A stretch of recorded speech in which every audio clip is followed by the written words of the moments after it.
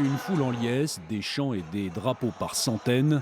C'était jour de fête dans les rues de Hama ce vendredi, alors que des milliers de Syriens célébraient le premier anniversaire de la chute de Bachar al-Assad.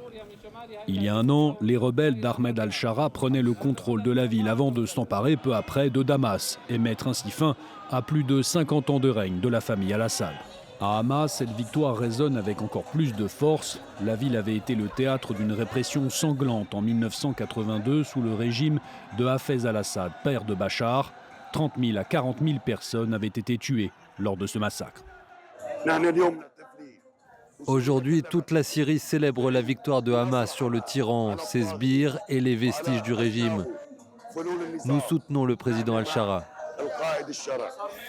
Malgré la joie, les séquelles du régime d'al-Assad et de la guerre civile de 2011 restent visibles, notamment dans des villes comme Homs. L'eau potable et l'électricité restent rares et le chômage atteint jusqu'à 90% dans certaines régions. Depuis le début du conflit, 200 000 Syriens ont disparu et parmi les 6 millions de réfugiés ayant fui le pays, seule une infime partie est rentrée dans une Syrie profondément transformée. Mon frère aîné a été arrêté par le régime en 2012. Je ne sais pas ce qui lui est arrivé. J'étais en Allemagne.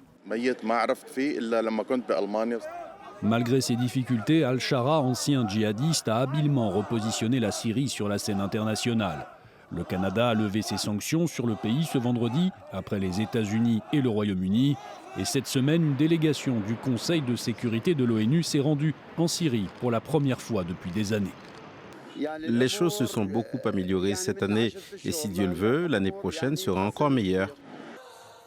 Des défis immenses, un pays à reconstruire, mais pour les Syriens, la chute de Bachar al-Assad laisse enfin entrevoir l'espoir d'un avenir meilleur.